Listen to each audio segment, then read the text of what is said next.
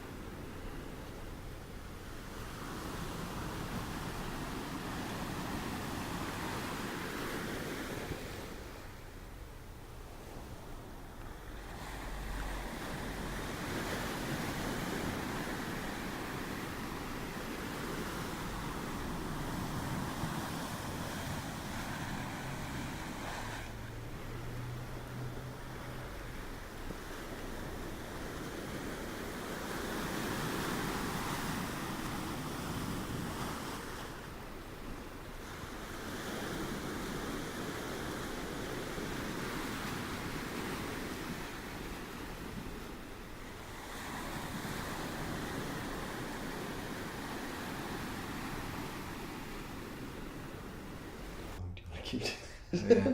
I don't know. I don't want to waste all your recording time. I don't know. I got Yeah. but yeah, that was a good short one is good. Yeah, 2 minutes. Short I guess. one, I looked at that and it looked like we'd gone for about 2 minutes. And normally you sit for, depending on the Zen tradition, we usually do 30 minutes. There's another, the Rinzai Zen tradition does 25 minutes. Sometimes you'll see people doing it for 40 minutes or 60 minutes even at a time. And then if you're doing a longer sort of period of a retreat or something, you break it up with walking meditation between each. So you sit for 30 minutes, you walk for 10 minutes, you sit for 30 minutes, and so on. I'm curious. Yeah. Tell me like everything you know about. Cause Everything. Yeah. Just because like I don't have the opportunity to talk to somebody who like you went to Japan. You, from what is written, you received transmission from a teacher. Yeah. Received transmission basically just means like you were his student for a while. Yeah. I mean, it's well. Where to begin? I got interested in Zen because I took this class. I was a student at Kent State University in Ohio, and I took this class called Zen Meditation, which I didn't really think much of when I signed up for it. I just thought it was like an elective. Yeah, it was like Zen. Yeah, it wasn't even part of my major or anything. And I just found it fascinating, and I liked the teacher, and I liked what the whole philosophy was about, so I continued it. And about 10 years after that, I ended up going to Japan, which didn't have anything specifically to do with Zen. I wasn't able to find a job, and I got a job teaching English over there, so I went over there.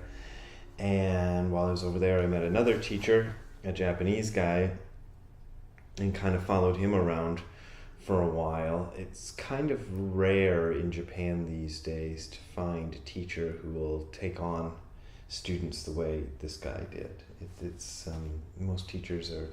most Zen priests are kind of living in temples and managing those temples as kind of, usually it's like a family business almost, and it's just kind of a community gathering center more than a religious practice anymore for most of them. But this guy was very interested in Zen as in its purest form, and he spoke English, and he had a lot of foreign students, so I became one of those people. And he asked me to do a Dharma transmission, which was, to my mind, really weird that they would ask me to do that. What does that mean? Well, yeah, that's the thing. Well, it goes back to very early days of Buddhism, and a lot of this is historically suspect, but at least the story goes that the Buddha had a student named Mahakashapa, and as Buddha was getting older and thinking he needed somebody else to kind of run things for him, he did this ceremony with Mahakashapa to make him the head of the Buddhist order. For a while they led it as sort of co-leaders, and then Buddha died and Mahakashapa took on the thing, and then he transmitted to other people, and it kind of went like that. You're talking about the historical, like Siddhartha Buddha? Yeah. So back in India. And then this transmission thing is supposed to, I mean, on paper it looks like you have achieved, full enlightenment just like the master, and it's passed down through Buddha and everything. Why? Why is it that way on paper, or how does it end up meaning that? Well, I mean, that's how the tradition frames it. What it generally. So it's an oral. Okay, from what I understand, so I mean, just basically the transmission. It's an oral tradition that's passed on from teacher to student. Yeah, I mean, I guess you'd say it's an oral tradition in that sense, in the sense that. But I guess they also write it down. Yeah, they also write it down, but what's transmitted is supposedly something beyond that words. You can't write down. Yeah. The way I think of it is, and this is a messy analogy, but it's a little bit like a marriage, in a sense that two people acknowledge that publicly that this relationship exists between them, and they tell the world that we have this relationship that is very close. Mm-hmm, mm-hmm. And so it's something like that. Yeah. Nishijima, I mean, it doesn't, it used to, in the earliest days, it used to only go from one person to another person, but then sometime about 1,000 years ago in China, somebody had the great idea of transmitting to more than one person, so nowadays it kind of has branched out. And I'm not the only one that Nishijima Roshi transmitted to, but I am the one that he chose when he was old to to inherit whatever it was that he'd established this group. Although Japan? Although they were mostly foreign students, and after a while there were some problems because mostly jealousy and weirdness between the people after Nishijima died, and I just kind of said, I'm walking away from this and I'll just be independent, which I felt bad about, because Nishijima had given me this thing, but on the other hand, the only way to make what he'd given me work was to walk away from that initial original group. I hear what you're saying. That just kind of happens when people die, or you lose the main person who was the guiding force. Like the group doesn't know where to go. Yeah. Well, it happens all the time. Yeah. I always kind of like to look at the stories of these religions. Yeah. World religions are almost monuments of that. Oh yeah. Yeah, basically. Like they all do. Like that. You couldn't carry it on. Like, but they do. They couldn't carry on the. I don't know. You know what I'm saying? Well, yeah. It always takes some sort of, like, you look at Christianity. It's Paul who made Christianity what it is, not so much Jesus. Jesus did his thing. It's almost ridiculous with Christianity how everything's just written like hundreds of years after the fact. Yeah, a lot of it. Yeah, you can't trust any of that. It seems to me. Well, yeah, the history of all of these movements is always. This is an interesting sideline that I always like to study, because the history of the movement and then the legends around it never quite match up. And some of them are so distant that we'll never know. It's almost impossible to know what Jesus actually said. I mean, there are even people who contend that he didn't exist at all. Sure, it's easy to do that kind of because of how hard it is to try to trace anything back that far and whatever. And then all the modern ways of looking at things hadn't happened yet. Right. So I got that transmission, and now I'm doing this stuff. And now you do that. So, in what you do, could you explain what you do? Can I explain what I do? Yeah, I don't know what I do. I mean, I got this Dharma transmission. God, I feel like my hair looks weird, but it just doesn't matter. That's good. I got this Dharma transmission from Nishijima, and at first I didn't do anything with it, and then he started kind of pushing me into teaching, so that he would give me different days on which I would be his kind of substitute, and then after a while he just stopped doing it altogether and just left you to do it. And then left me to do it. This is while he was still alive and still, doing other things. And I'm actually kind of vague on the chronology, because around the same time I was writing this book that became Hardcore Zen. Now, the title Hardcore Zen was invented by the publishers. I didn't come up with that. Really? I called it Sit Down and Shut Up, which I then used for my second book because I thought it was a better title than. But I don't know. I thought the title Hardcore Zen was fine. It sounded very commercial and funny, because I'd been in a hardcore band and then I was teaching Zen. Oh, okay. That was the combination. Although people I always run into people who misinterpret it, and they're thinking, "Oh, you're trying to say your Zen is more hardcore than..." No. It's just I was in a hardcore punk band, and then I taught Zen, and that's. I like the title too, just like that picture over there. Of the Buddha with the mohawk and the ear gauges. Just like being Zen, but also you have like you don't have to have the aesthetic of a monk. You don't have to wear an orange robe to. No, I mean, it kind of depends on what. It's all very personal, and one of the things I don't want to get too much of a rant about this. One of the things I do kind of rail against a little bit is there's always people trying to turn it into an institution. And in Japan, it's already been turned into an institution. It's called Soto Shu organization, which is sort of a Vatican law. The Soto Shu basically, I don't know if they existed before the Meiji Restoration, but the Meiji Restoration was this time when Japan was trying to westernize. And the Soto Shu started looking, as a lot of Japanese institutions, they started looking to the West, and they saw the Vatican, and they said, "Oh, we can do something like that." So they basically set up their own kind of Japanese Zen Vatican. And now there's groups in America trying to set up their own American version of the Japanese version of the Vatican, but everything is really, you're asking about the aesthetic and what you look like. If you have a relationship with a teacher and that teacher wants you to wear the robes and you agree to wear the robes, then that's what happens. Right. If my teacher, he wore the robes, but he didn't really care whether I did or not, and I'm a little uncomfortable in them, so I don't wear them. I wear them for ceremonies and things. Yeah. But I don't wear them as just everyday clothes. I hear you. And so it was just a scattered thought. Yeah. It wasn't even really what I wanted to say. Oh, okay.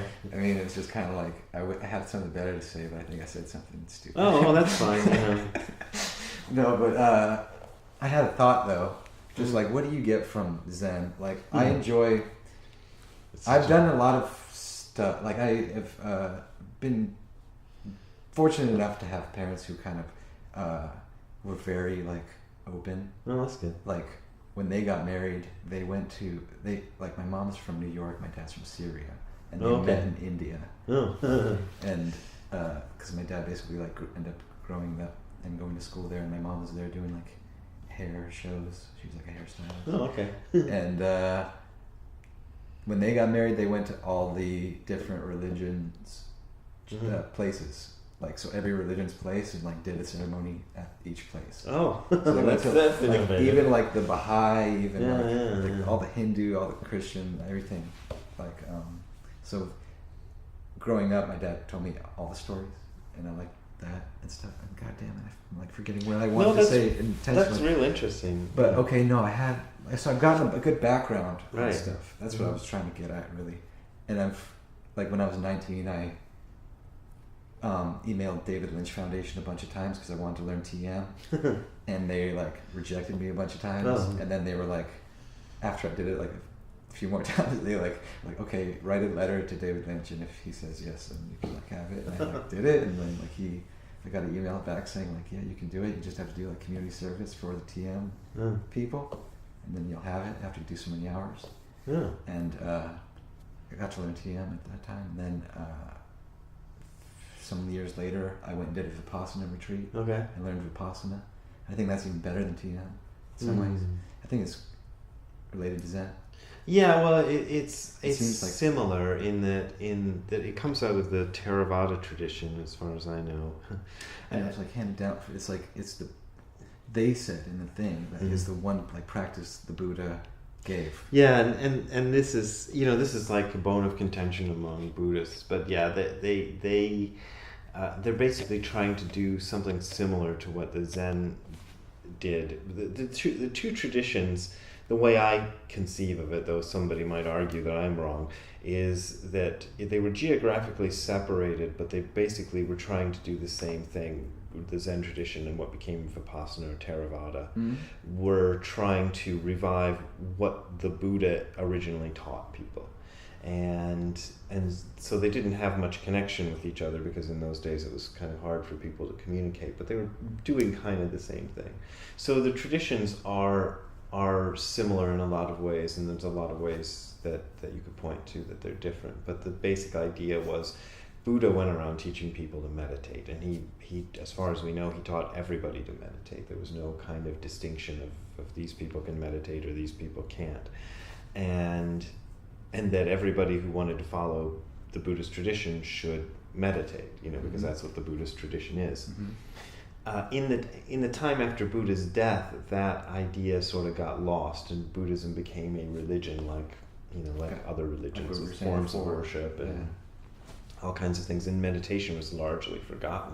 It was sort of off to the side. Yeah, it was like the monks can meditate and they know what to do, but ordinary people don't need to worry about that. They still claim being Buddhist, but they're not doing the practice. Yeah.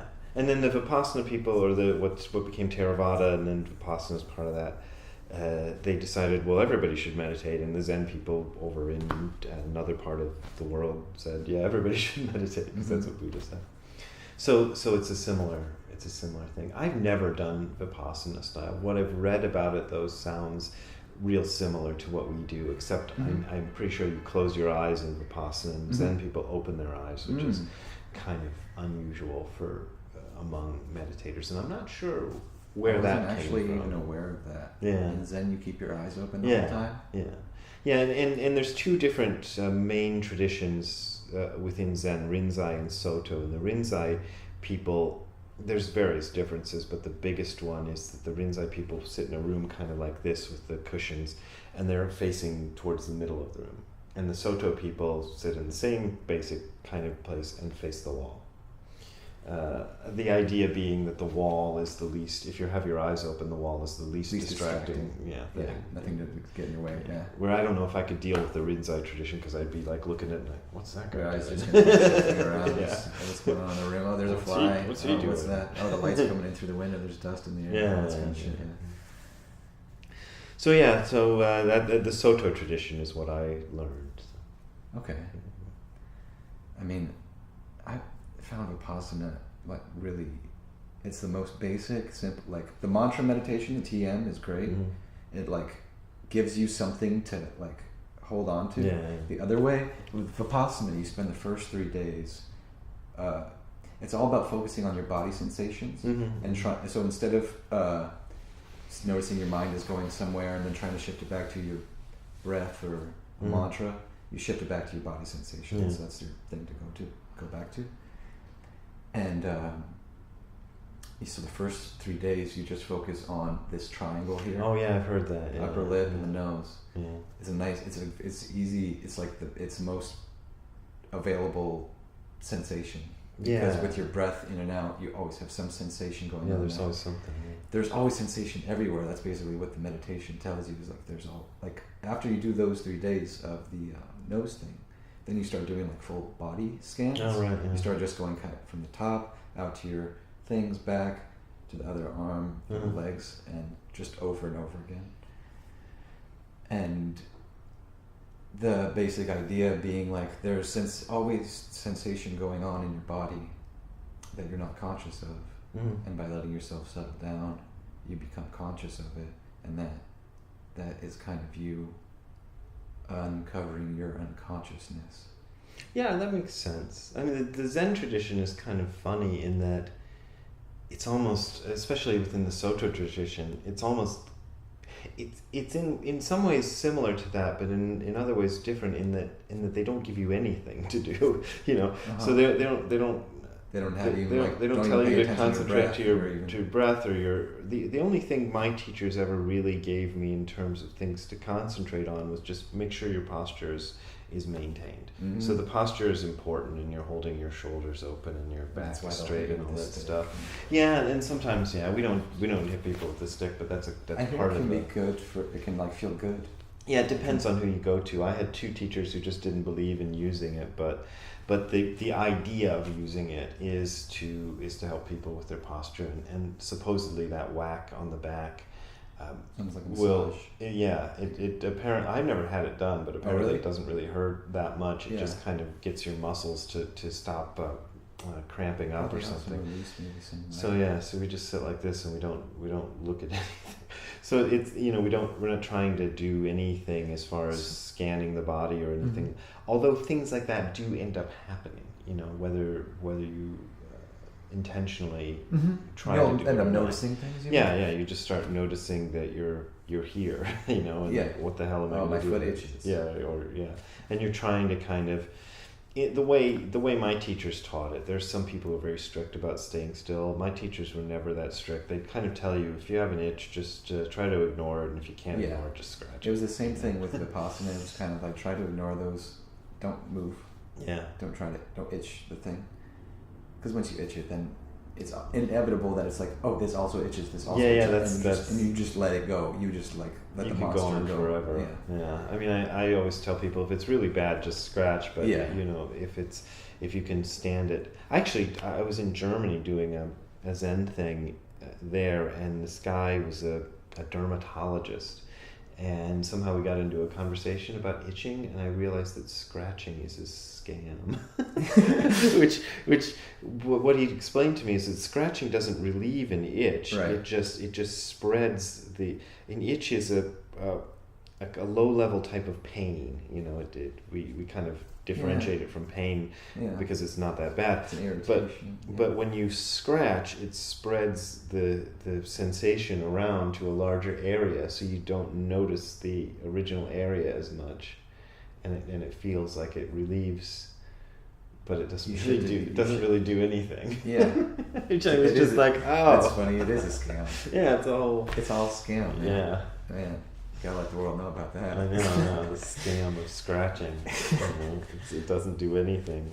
I had a weird phenomena that ended up happening at the Vipassana thing after. My personal story about it, after I was having a sort of just a little bit of a hard time. I mean, I was thinking about leaving. Yeah. It was like the third. If you're sane, you're going to. It was the third or fourth day. Yeah. And I was almost thinking of leaving in the middle of the night or something like this kind of thing. Every Zen retreat I've done, I've had a moment. At that moment? Yeah. Well, it's a beautiful thing, isn't it? Yeah. If you can get past it. Yeah. Because I got past it. I just kind of kept going with the practice. And, well, actually, you know what I did? No, I stopped doing the practice. And then I started letting my imagination go. Oh, okay. And I got incredibly happy. And then I was like, I could just be here. And then I started doing the practice. Yeah. And every time I sat down, it was like, I would just fall deep in a thing. It was and then eventually 6th, 7th day, you're hitting this cruising altitude of this meditation thing, because you're literally doing it all day pretty much for hour chunks. Yeah. And I cheated too, though. That was also part of just what made it. I had to do something to make it work for me. They have you wake up at 5 in the morning or 4 or 5 in the morning and go do the meditation. After doing it for a few days, they let you in the morning go back to your room if you want to. Okay. You go to the meditation room and you meditate for 20 minutes, and then they say if you want to go back to your room and just do the meditation by yourself, you can. And I would do that, and sometimes I would just go back to sleep or something like that. And I had some really interesting dreams, but that's a sidetrack. I would also just go walk outside and sing to myself. It's kind of interesting because that's in the Zen tradition. It's the same waking up early. It can drive you crazy. Well, the normal temples in Japan wake up at 3:30, and then my teacher was very liberal, so he had us wake up at 4:30. Yeah. So that seems like it's giving you a break. Yeah. And then you just do that, and usually the first you do either half an hour, 40 minutes of zazen as the first thing, and then there's a little break, and almost everybody just goes and takes a nap. I saw. Yeah. Some people stick it out, and then you have breakfast, and then it kind of goes on. But that thing about doing it over and over again. See, what my teacher, both of my teachers said is the most important thing about Zazen as a practice is do it every day, which doesn't mean do it, 7 hours a day every day. You just sit for half an hour in the morning and half an hour at night every day and just keep doing that. And then once or twice a year, go on a retreat. And my teacher in Japan was he didn't like the idea of longer retreats because he thought longer retreats would kind of get you a little crazy. So he would do 3-day retreats instead of 7-day or anything. But it seems kind of like a good crazy, you're getting tested. It's a boot camp. It's an intensive workout. But I mean, there is something to that. And since I came back here, I've done a few 7-day sessions, which I never did with him. And those are just all day ones, right? You're basically just doing zazen pretty much the whole day. There are a few other things. There are meals, obviously, and then there's a work period every day. And most retreats I've ever been on also give a rest period every day, an hour or something off. And you go to bed pretty early, so if you don't feel like going right to sleep, you can goof off then too. But basically, you're just focusing on zazen for these days. And there is a depth to it. And you mentioned dreams. I always have bizarre dreams when I'm doing a retreat, and I guess that's part of loosening up the subconscious and all that. It makes me wonder what were yours? It's hard to say. I was lucid dreaming. I started lucid dreaming so much that I figured out a way to stop it because it became annoying. I know there's a lot of people. I hear you. No, I lucky enough to just have it. Yeah. I don't know about people who say they can just do it. Yeah. Well, I can't do it. It's always I just can't, happened to me. Yeah, I can't just. It just kind of like do occurs. But there are you're in it. Like, yeah. it occurs to you. Oh yeah. Yeah. This is a dream. Oh yeah. I was so wrapped up in it, and Yeah. you kind of wake up. I can never believe anybody who's like, oh yeah, I just do it. Like I dream whatever. I don't believe anybody. No, but it's outside my experience. It's an interesting phenomenon, and it was really It's very interesting definitely phenomenon. related to Zen, but it sort of, you do that enough and you start questioning reality, which is also part of the Buddhist practice, but it was actually starting to make me a little crazy because I was like, I don't know. It's almost like I just want to sleep. Yeah.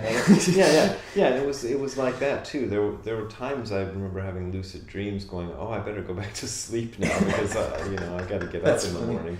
And then going, I am asleep, but try to go to sleep. But it is interesting. It makes me kind of think, what was life like for human beings before? There's so many distractions available to us now. Like we're doing this on the laptop, we could just turn it on and watch porn or whatever. There's so many things you can look at, and so many things to kind of fill your experience with. And in the past, that just wasn't available to people, and they must have had quite a different experience. Like their experience of dreaming, I imagine, was probably more intense than most people experience these days. It's hard to think about. And some cultures, like there's the Aborigine culture in ones Australia, that have no contact with outside world. Well, I'm thinking there's an Aborigine culture I've heard about in Australia where they have a whole lot of mythology and stuff around dreaming. And so it's almost like a religion based around dreaming, although I've never studied it in depth enough. I've wanted to know more about it, though. I've heard that is, a little bit. Yeah. But it's there's a lot of stuff in Zen. There's the Dogen, who's the guy that founded the version of Zen that I follow, he wrote a lot, and he had this thing called expressing a dream within a dream, Muchu Setsumu. So or explaining a dream within a dream, in which he's trying to say that life is, waking life and dreaming life are not two absolutely different things. They're just different ways of experiencing the same life. Yeah, the same reality. And I remember reading that and going, whoa. Yeah. Because that'll just throw your head back. I love that. I think about that all the time. Because I feel like I have a more interesting dream. Like I feel like I'm always like, I can't think about it now because I'm not dreaming. Yeah. But when I'm dreaming, I'll like go back to there's like places, like they're dream locations. Oh yeah. It's like I'm going back to them those. and stuff. They're models of a place that is sort of in reality, but they're different. Yeah. And I don't know, I feel like my dreaming life is almost more interesting than my waking life. And it's all part of that one experience. I think about that all the time. It's all part of the one experience of life. I think so, and I think there may be, the more I get into this practice, the weirder I get in terms of what I think this reality we're living in is. Yeah. There's a sense in which I think, everything. Well, all right. Now that meditation has become really popular, there's this sort of problem that's emerged, usually caused by people who don't really understand meditation well enough before starting to teach it. And then they'll teach people to meditate, and the people who are meditating will start freaking out, right? A lot of times because the students will start freaking out because their teacher wasn't right. Because they're and what happens, not necessarily because the teacher is teaching them wrong, but the teacher doesn't really have enough experience to know that when you meditate, weird stuff starts happening. So often for people, their understanding of reality starts to break down a bit. And you can feel like you're going crazy. I mean, this happened to me when I was practicing, but I had a teacher I could talk to about this. But what was I just reading? Somebody was describing their experience as they realized everything was filtered through the mind, so they couldn't trust anything that they had formerly considered real, like just the experience of you and me sitting in this room would be like, I don't know if this is real. That's a ridiculous thought, though. But then that'll happen because they've separated themselves from their mind almost. Like, I can't trust that. But it's like, dude, you're already that's inside. That you're speaking from inside of it. It's the framework that you had to kind of understand this reality becomes you start to subtly, or maybe not so subtly, suspect it. And go, oh, that's not right. And after a while you go, oh, maybe none of it's right, and maybe the life I'm living right now isn't the life I think I'm living right now. And and if you put what a normal person would tend to do is put something else in its place, and the only things you can put in the place are things that are even more stupid. You start to think you're living in the Matrix or some dumb thing like that, but it's not quite like that. It's just an understanding that we have a mental framework to understand reality, and that mental framework works because most of us agree, at least in broad measures, about things. Mm-hmm. Like I can say, come to 1407 West 2nd Street, and you come here, and we can meet, and we can do this thing. Yeah, and if we had no framework, we couldn't do that. Mm-hmm. We have an idea of what this city is. Well, yeah, that's the great thing about this reality as opposed to the dreaming reality, is that it has this solidarity to it. It has this consistency to it, that it's just kind of like we can do something like this, because you couldn't do that in a dream. Really, it's just like it's too wavy. It's too. What if you could? I'm sorry, wonder. I mean, he said it. Try to set up a date 2 weeks from now in a dream. In a dream, yeah, it's probably not going to happen. Try to have 2 weeks of dream life go by and keep track of that thing that you meant to do. I wanted to have this thought about just a phenomenon. If you've experienced this, I think it just might end up being blood circulation or something. This is when I was talking about cruising altitude, like when you get like into deep, you're getting really deep into meditation. I would every time, I wouldn't have to try anything. I would sit down in meditation, and my body would start doing this. Oh yeah, so people have different versions. And then of like, that, but yeah.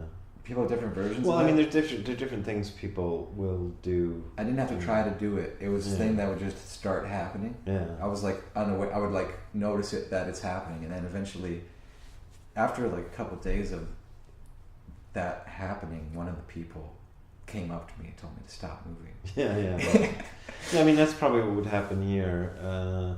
I tend to let people do what they want. We did have somebody who was like doing this while they were sitting. Oh, that's I'm like, weird. oh, I wasn't trying to do it. You can't do that. It's distracting to other people. But you're activating your body too much. You're supposed to. Well, you're supposed to be stay sitting still. You're supposed to be still, yeah. The way I look at the practice is the meditation practice for years, even predating Buddha, was something that people just did on their own. You go out into the woods or in a cave or whatever and meditate. And what the Buddha's big innovation, I mean, there's a lot of them, but to me the biggest one is making it a communal practice, like bringing people together who are meditating and saying, okay, we're gonna do this as a group. And I when I read the story of Buddha's life, I get the impression that he just decided to do this without any real plan for how it was going to work, and he just had to make it up. So a lot of what became Buddhist tradition was things that, whatever happened when they tried to get groups of 10 or 20 or 50 or how many people together to meditate, what went wrong. And then they go, okay, well, that went wrong, so let's do this. For example, if somebody's moving around too much, then the rest of the people are just going to be like, what the hell's that guy doing? And you can't meditate that way. So they go, okay, we're all going to sit still. And then there's certain times, this is how we're going to do the meals, and this is how we're going to do the toilet breaks or whatever, has to come up. Interpersonal disputes between people it's funny how, I don't know if you're experiencing the Vipassana things. I think I already know you're going to But sometimes you're like, I hate that guy. Yeah, dude. I hated the guy behind me so fucking much. You haven't even talked to him. Oh my God, but he would just keep breathing in this way, and I could hear him so much. Every time he took a breath, he had to like sigh every breath. And I was just like, dude, or no, he would yawn. That's what he was fucking doing all the time. He would yawn like, nobody yawns this much. Yeah. Nobody yawns this much. He was sitting right behind me, and he had like fucking 20 pillows for his knees and everything. Like he had like all these, and I was just like, I hate this guy so fucking much. And he would just yawn. He's like right behind me, and I had to go up talk to the guy. I was like, could you just let me go sit against the wall like in the back? Yeah. He was just like, why? I'm like, the guy behind me just keeps yawning. He just doesn't stop yawning. Like he'll do it like 30 times during a 1 hour like meditation. Yeah. Like I'll count it. Well, that's annoying. And it was like super annoying. They told him to stop. He stopped for like a day, and then he started doing it again. I fucking hated that guy so much. Well, that's But that's part of meditation, right? But yeah, and that's a definite. That's the kind of thing that's that happens. your little animal you're trying to tame. Mhm. It's still trying to find something to grab onto. And sometimes it's even more subtle than that. It could be way It's more like- subtle than it's that. Like Yeah. that guy's hair. That was like an obvious kind of Yeah. irritation, Yeah. but it could be like. Or anything you don't even know. There was this funny thing. There was a year. It's closed down a few years ago. But it was called the Bodhi Tree Bookstore. It was in Los Angeles. And I was in there. I used to go there a lot because it was a Buddhist bookstore, and it was kind of fun to browse around. It was a big Buddhist bookstore. I was amazed it existed at all. But so I was in there one day, and there's this teacher, Joshu Sasaki. He's dead now, but he's a Zen teacher, and he was Leonard Cohen's Zen teacher. Oh, okay. So I was walking around the store, and I overheard this conversation that was going on right next to me. With this woman was talking to a guy, and from their conversation, I gathered that this guy was Joshu Sasaki's translator. Like he would Joshu Sasaki. He would just speak Japanese. Yeah, he would speak Japanese, and then somebody would translate for him. So this woman who was hanging around with him wanted to hear Leonard Cohen stories. She kept trying to get this guy to tell Leonard Cohen stories, and I thought, oh, that guy must be annoyed. But at one point, she said, I read this poem by Leonard Cohen in which he said, sitting in zazen, seething with hatred for the person next to me, seated next to me. And she said, he couldn't have meant that, could he? That's not what happens when you do Zen practice. And the guy just said, like really deadpan, he said, you've never done this zazen before, have you? Because that's what always happens. Okay, that's funny. Yeah, I didn't know always that was so common, but like I felt it coming up. I know exactly what you just said. I mean, it usually only happens in a retreat. If you just go... Yeah, when you're spending so much time. Yeah, if you just do a single zazen session with some people, you probably won't have that, although it might happen. I guess if you're particularly irritable. Yeah. But like, it's more in that kind of when you're spending sort of extended time with the same people, you start to hate some of them for some reason. And that, I mean, I think it's just part of, like, we're looking for something to hate a little bit. Yeah, I think so, and there might be reasons for that. And that's something to examine and probably that's probably why you're meditating, is for that to come up so you can look at that. Yeah. And notice what that's about. And the main thing is just, the main thing I've sort of gathered is I don't believe my own mind anymore. It was funny, I didn't realize how much I believed my own thoughts, and now I've seen so much of it through this practice that I don't believe anything that I come up with. It's just like, oh, there's that guy yelling about something again. And it's me, but and I kind of look at I just take it all. Right. Like, I don't. I feel that, like, I've had the thought, like, so much time. I've spent so much time trying to like outsmart myself. Like, that's a good one. Like trying to outthink myself, like knowing I'm going to screw it up, so trying to overthink that whoever I think I am. Yeah. But it's like, dude, you can't. Yeah, you can't. Yeah, there's a certain point where you can't do that. I don't know. I don't know. Yeah. I mean, we all have a personality, and you have to kind of give some sort of something to your personality. I mean, your personality like exists. Freedom? Yeah, I mean, your personality exists for a reason, and everybody's got it. And I think one of the things we waste a lot of energy on as human beings is trying to protect and redefine.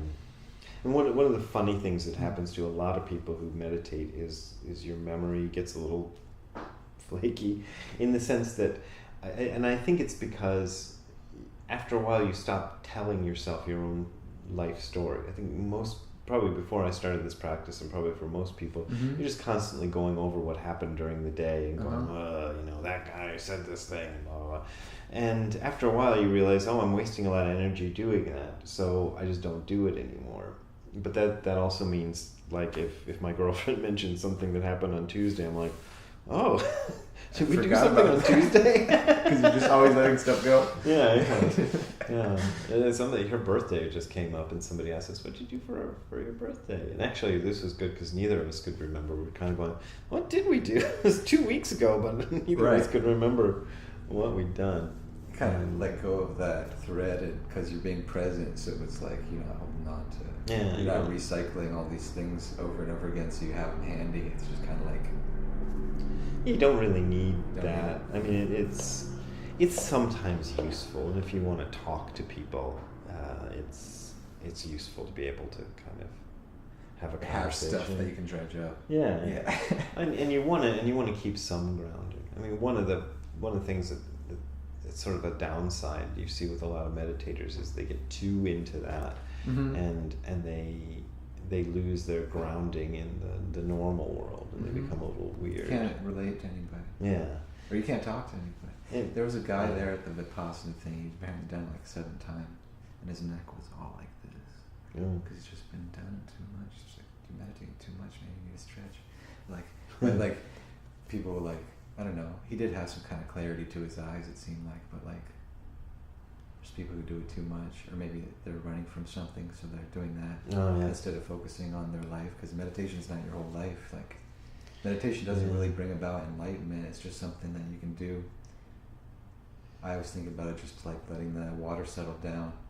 Yeah, it's a bit just like the waves stop shaking the bucket, bathtub or whatever, and just like let the water get silent, and then like you always give that analogy when they're teaching TM. It's just like you're dropping down into like water, and on the top is the surface, and it's all crazy.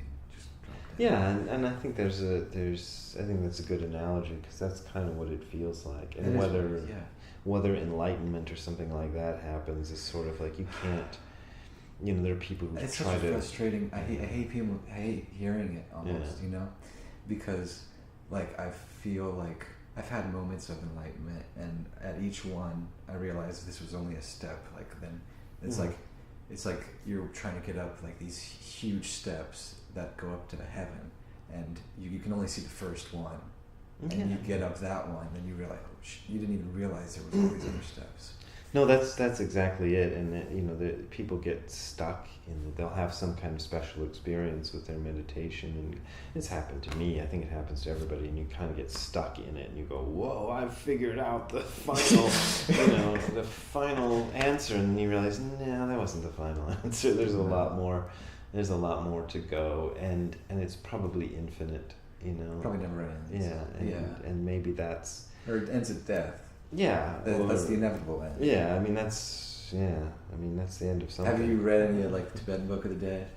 I tried reading the Tibetan Book of the Dead, but I kind of got bored with it. It's kind of boring, because it just kind of keeps doing the same thing over and over again, like these four colors or 4 directions or 4 different gods giving you a hand or cursing you or whatever it is. I have some, I kind of wonder, because like I mentioned Dogen, and he wrote a lot of stuff, and he doesn't write much about what happens after you die, because that wasn't a big concern of his.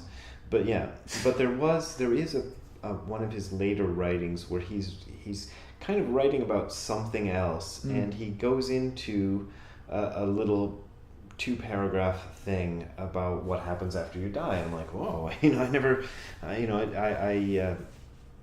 I was kind of surprised when I came across that, and it's kind of similar to the Tibetan Book of the Dead in a way. I mean, it's like I said, it's only about 2 paragraphs, and the Tibetan Book of the Dead is the whole book, but it's quite similar in this idea of like there's a 7-day period after you die where you go to.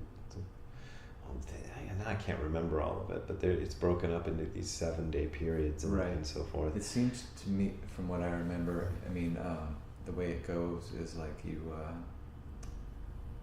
sort of rise up out of your body. You recognize your dead body. You have to kind of have this confrontation with your body. You're dead, and then this. You go through these stages. At each one, you're like asking the Buddhas and Bodhisattvas of history to come to your aid, to save you from this thing. Like, there's all these stages. Like, I think horrible. Yeah, there's like demon. There's all these kind of stages you go through, but the main thing is like you come to this light. It's too bright to take, and you turn away from it, and that begins your trip back to being reincarnated and back. It's probably and I don't.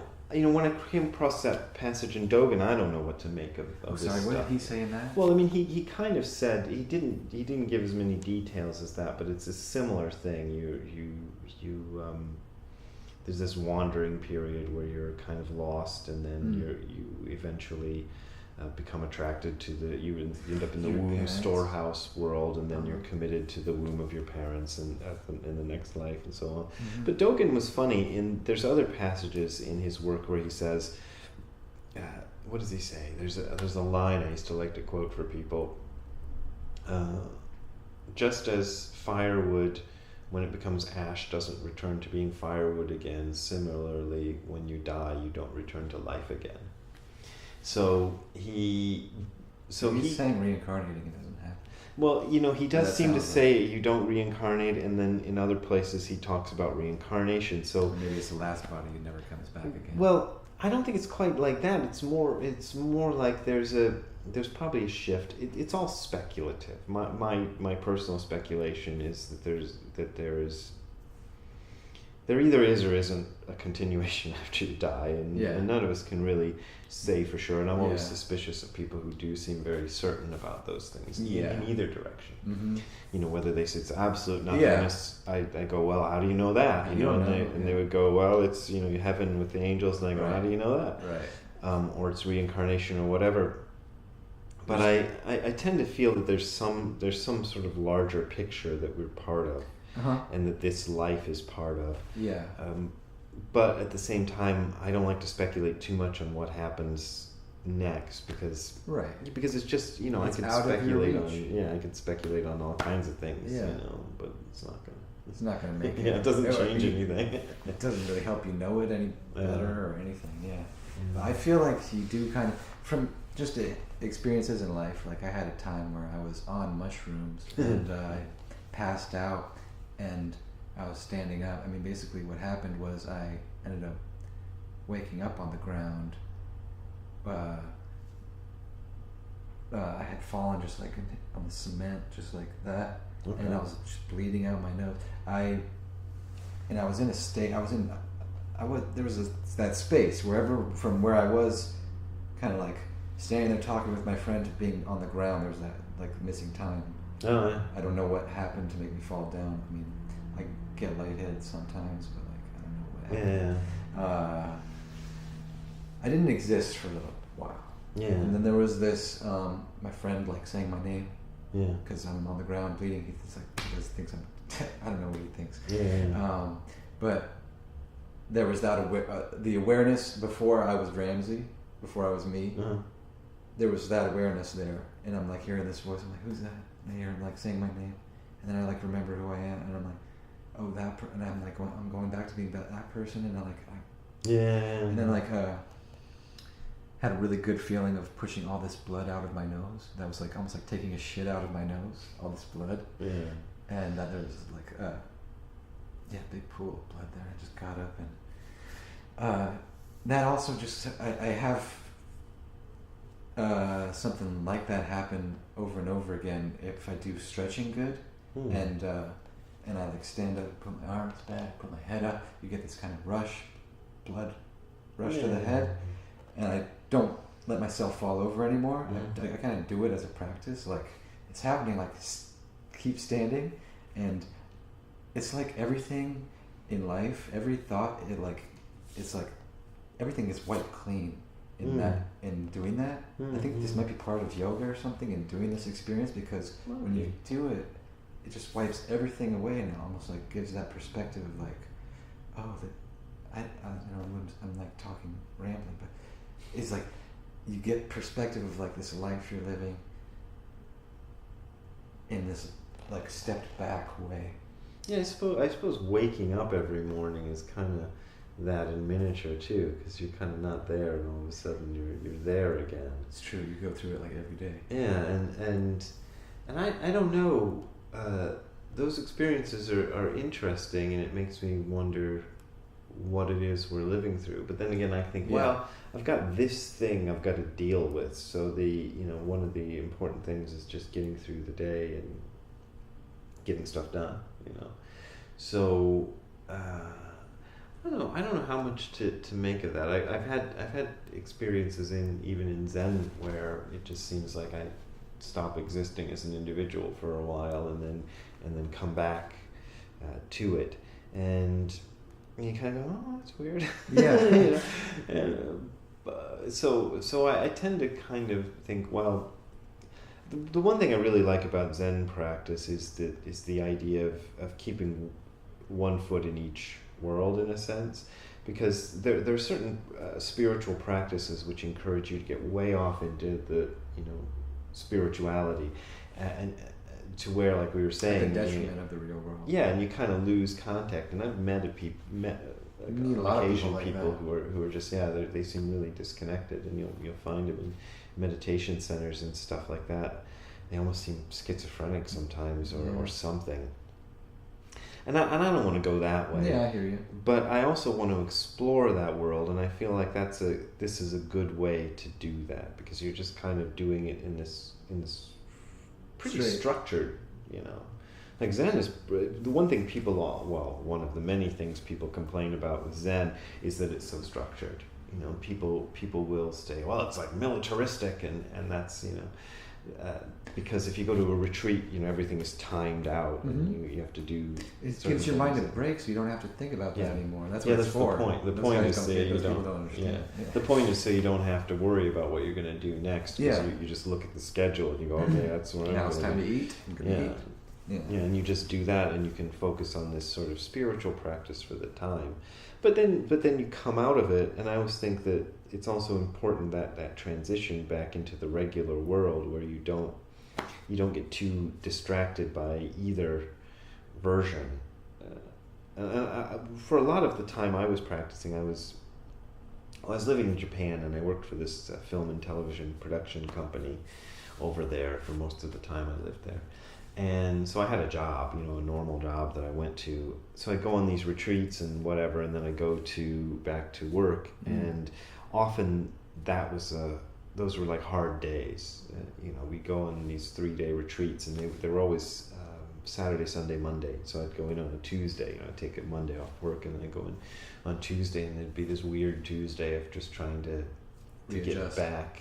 Yeah. To the working life. And a lot of times I would be like really, you guys are wrong, and I'd probably be meditation. And I'd probably be a pain in the ass at the time, because people, don't, even in Japan, people don't really meditate that much. So not the general public. Yeah, and I seemed like a weirdo. I think I had a really good relationship with all my coworkers. It was a family business, and they kind of accepted me as part of the family after a couple of years, so that was real nice.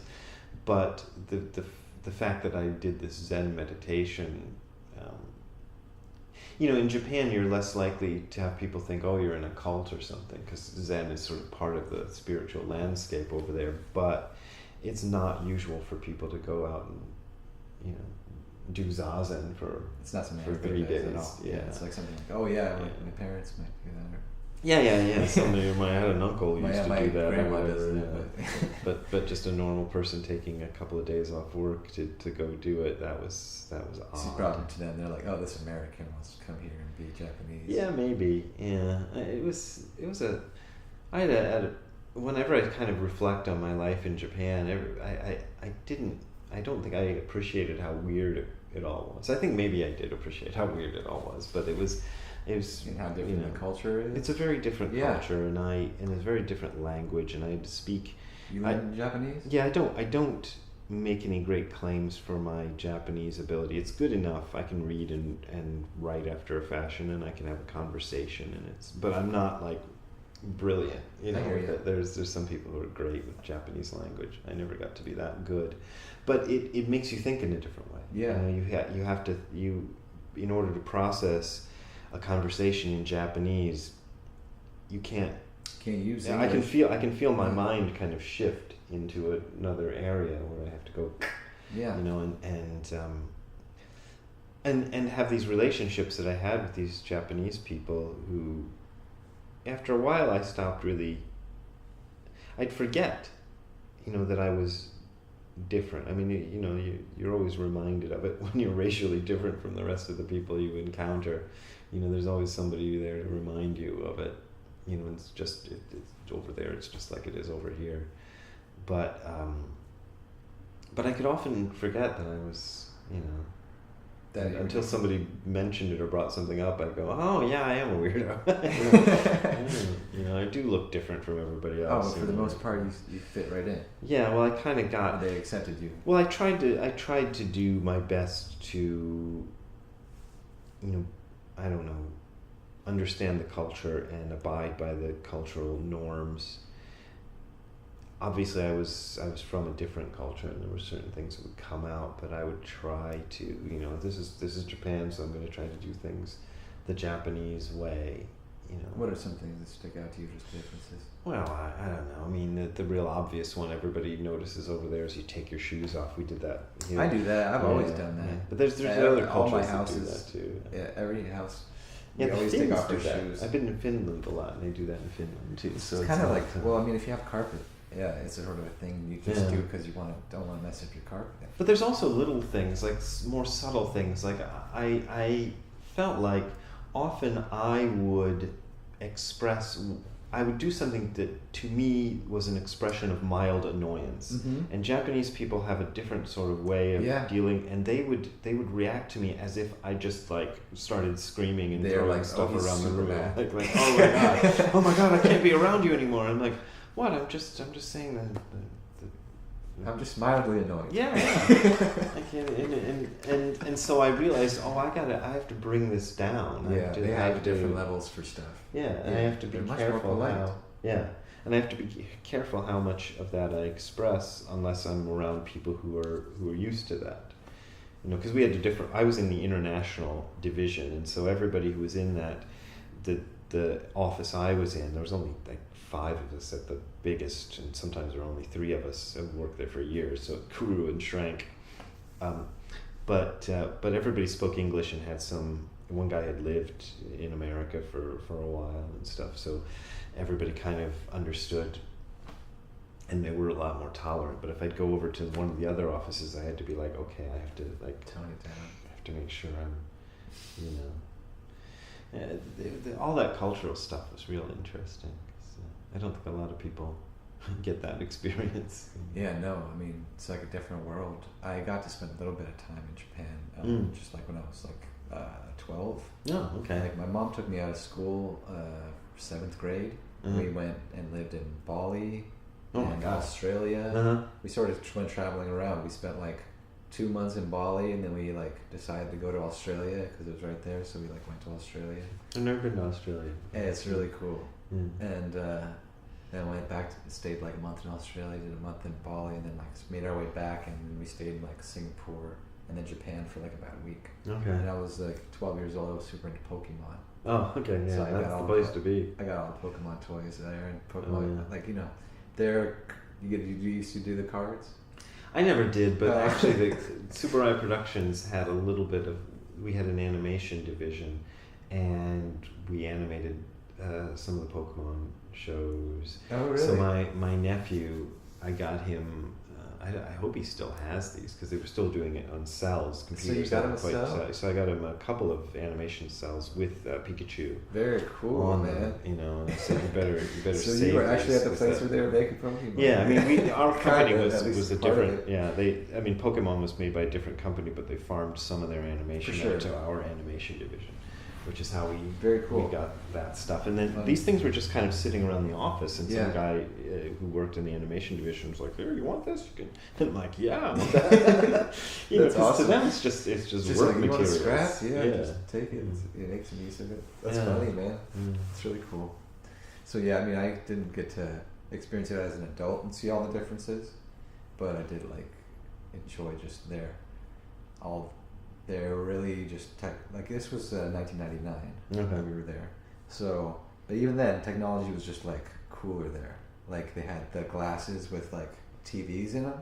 Oh. Like on the top, like they had a little mirror or something, so you could like look up and watch TV and look forward and see what's going on.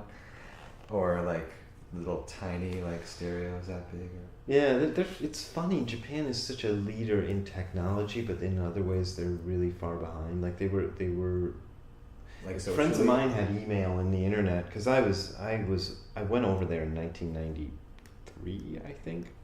So there were people back home who were like, "What's your email address?" I'm like, "I can't get an email." They were really slow to get into some of those things. Really? Which you'd think the Japanese would be right. They were slow to get email. Of.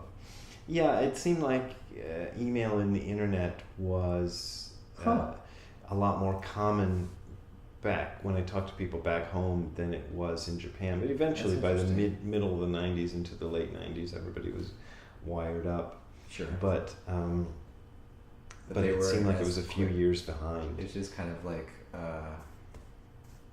doesn't fit because they seem so far ahead. Yeah, it's kind of odd, and I always found that odd. Like the first place I worked was a school, and all the schools back home in the States, in the early 90s, they already had hookups and whatnot, but there were hardly any computers in that school there was one, and I don't think it was hooked up to any.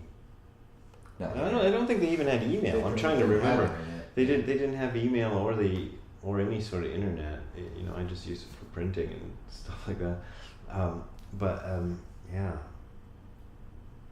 we used faxes for ages when other people were not using faxes anymore. And it was sort of funny. People were complaining, "Why are we still sending faxes?" That's all we got, I had a question about Zen. I meant to bring up and didn't. No, sure.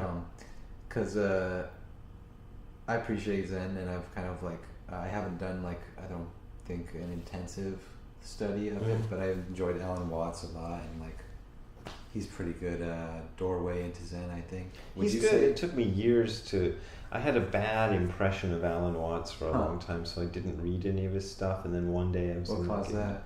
I don't know. I was aware that he was getting into LSD and stuff, and I thought, he's one of these acid head guys, he wasn't, though. But he wasn't. Yeah, I found out later that was wrong. His interaction with acid is kind of interesting. You heard about it? I actually didn't read that. I came across this essay of his called "This Is It," and I remember reading that, going, "Oh, that's great!" And then from there, I started getting into what he was saying, and now I feel like, Alan Watts was pretty good. They picked him out to do acid in a weird way. They picked him out because he was like a particularly smart person or something. Yeah. And they just wanted to see what he would think about it. They had him come and talk to like people at the Pentagon or something like that. Oh, really? Yeah, I don't know enough about that. I should go look it up.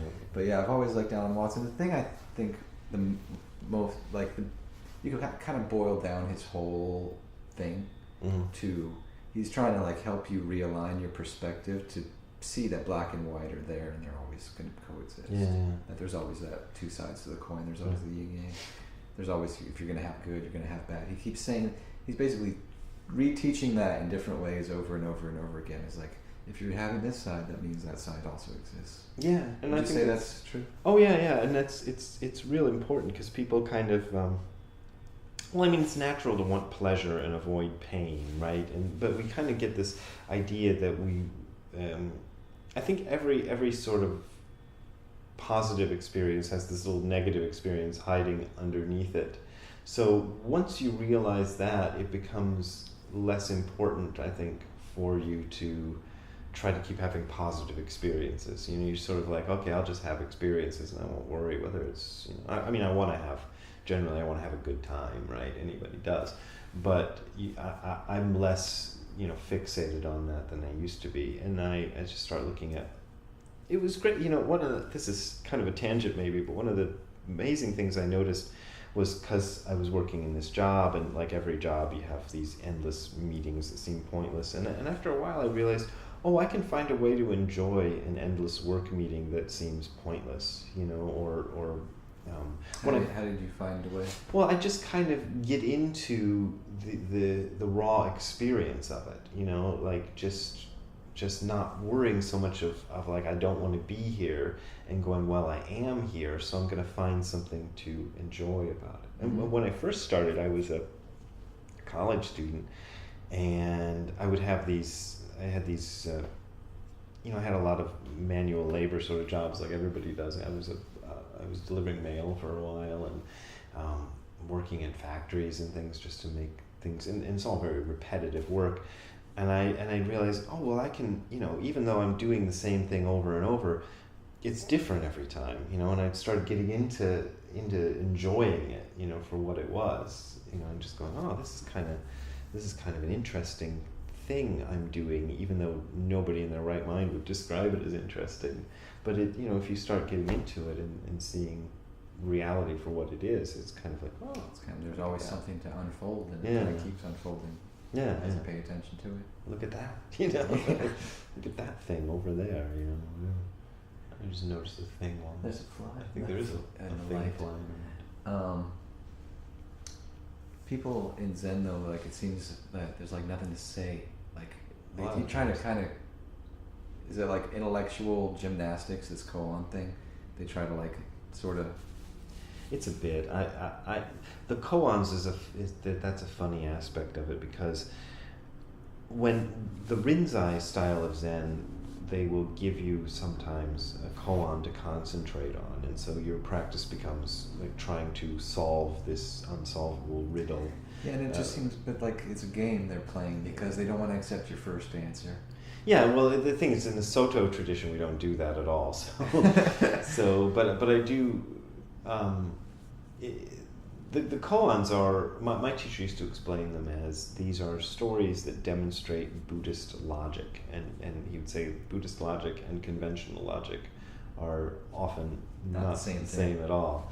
So that's why when you encounter them, they just seem bizarre, you know. But then after a while, if you kind of get into understanding them, you go, oh, well, that does make sense. It has its own internal sense to it.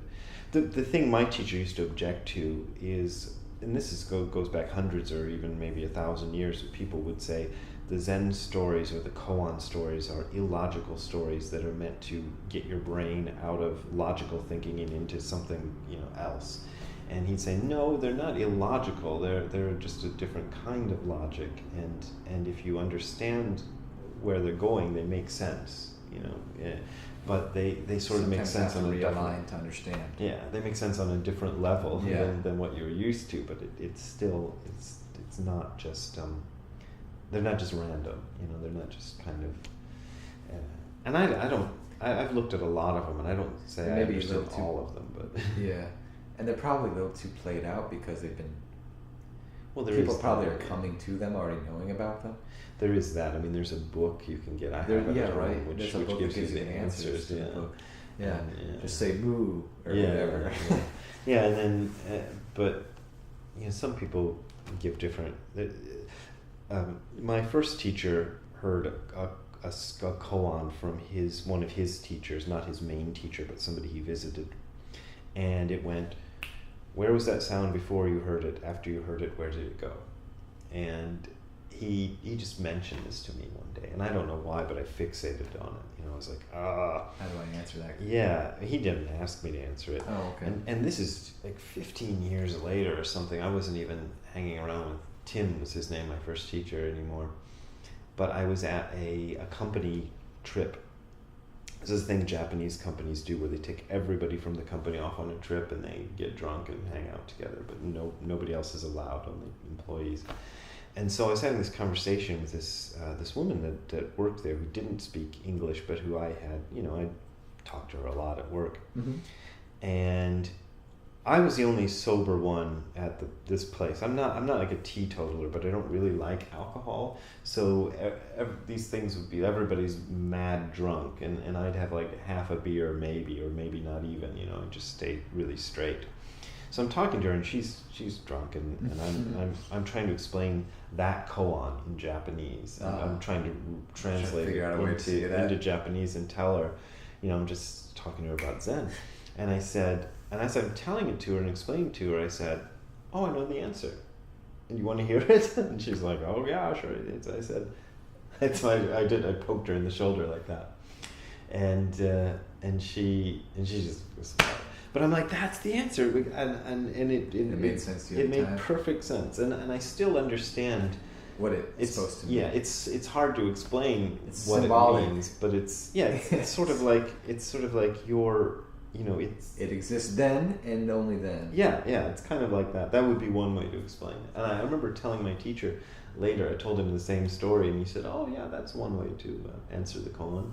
He said another way to answer it would be, there was no sound before you snapped your finger, then you snapped your fingers and there was sound, then after it there was no sound again. And I go, yeah, that's a way to explain it too. Yeah, fair enough. Yeah. It's just kind of, but it kind of frames reality in a different way, and if you just hear somebody talk about it, it doesn't, I don't know if it has much impact. Yeah. Right.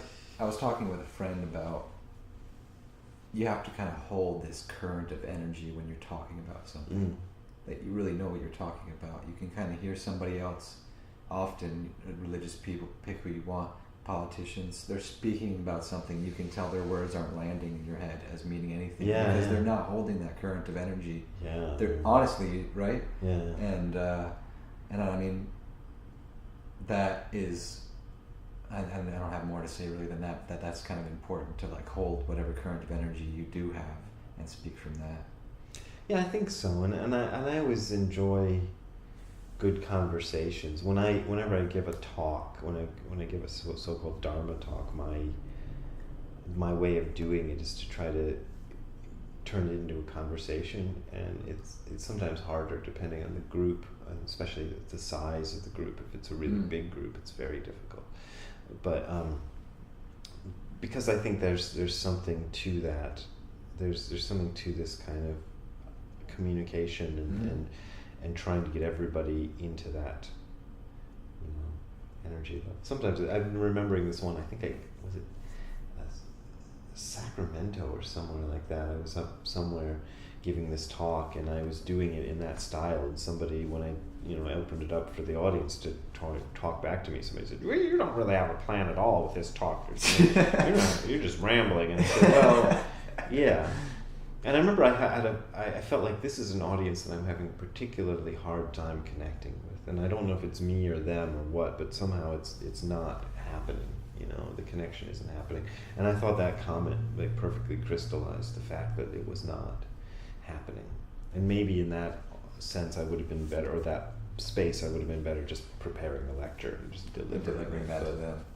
But I don't think that's as much fun. I do it sometimes. Oh, I mean, so this is what you do. You go and do this. Is like your job, doing these talks. Yeah. Is that basically the activity of your job? Yeah, that's a lot of it. Yeah. And so you're almost like you're doing public speaking. You're sitting in front of me. You're trying to guide people into something. Mm-hmm. And so you don't do koans. What do you? I'm sorry to kind of maybe keep asking, but it's like, what do you do? Because it seems like with Zen, it's also always like there's nothing to be said, or what there is to be said is like you already said it, or.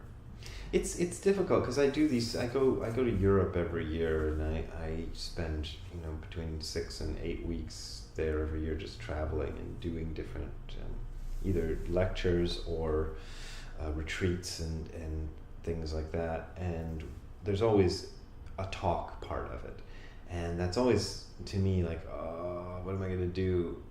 Because I feel like the best way to do it is not to plan it out too much. Mm-hmm. If I plan it out too much, it becomes this kind of cold, canned thing, which some audiences seem to enjoy, but I don't enjoy it. If I don't plan it at all, I can end up just kind of rambling aimlessly, and it's especially hard because I'm usually doing it for people who speak English, but it's not their first language, so I have to kind of keep in mind that it's going to be hard for them to turns of phrase might not land. Yeah. And it's hard for them to keep up because that's how I felt in Japan, so I know how it is to feel like that. Yeah. Where you're listening to somebody and you can just barely understand them. You're catching every few words. So I'm trying to, I try to work that out, but I usually have a theme that I'm going to speak on, and then I improvise after that.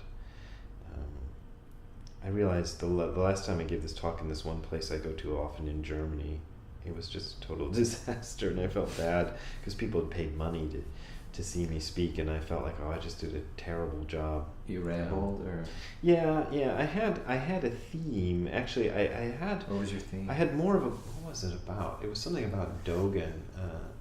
Geez, I don't remember exactly, but I had a basic plan, but I realized a little ways into it that it wasn't working, and that I the still audience wasn't really hearing you. And I still had like 45 minutes more to fill, and I'm going, oh shit, and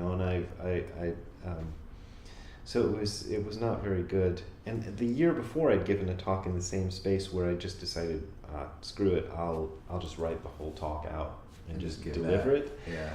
And actually that went pretty well. Yeah. I mean, I didn't enjoy it as much, but the audience seemed to appreciate it. Why do you think that is? I don't know. It might be something to do with that particular audience, but maybe they're not ready.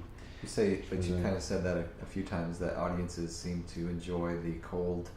Some of them, not all of them. I mean, some audiences you can really want some back and forth. Yeah, I mean, I almost feel like what I do is like a little bit like stand-up. That's what, yeah. Because a stand-up comedian will have a routine that they do. Right. They don't just kind of go out there and wing it. Right. But to a certain extent, they have to be flexible enough to be able to, and so it'll change each time, even though they've got the certain jokes. Some of them I study. I was looking at Norm Macdonald. He's an interesting guy, and I saw a video where he talks about his process, and he says he doesn't really have jokes so much as he has punchlines. So in his mind, he's got and he figures out a way to get to that punchline. And then each time he figures out a way to. That's funny. To end up with this punchline, and he's good because I've seen him tell jokes that I already know the joke, but it's still funny to hear him say it because he gets to the punchline in this weird way. Right. Yeah, he's hilarious. I love stand-up comedians. They're kind of the philosophers of our time. Yeah. I mean, the best we got.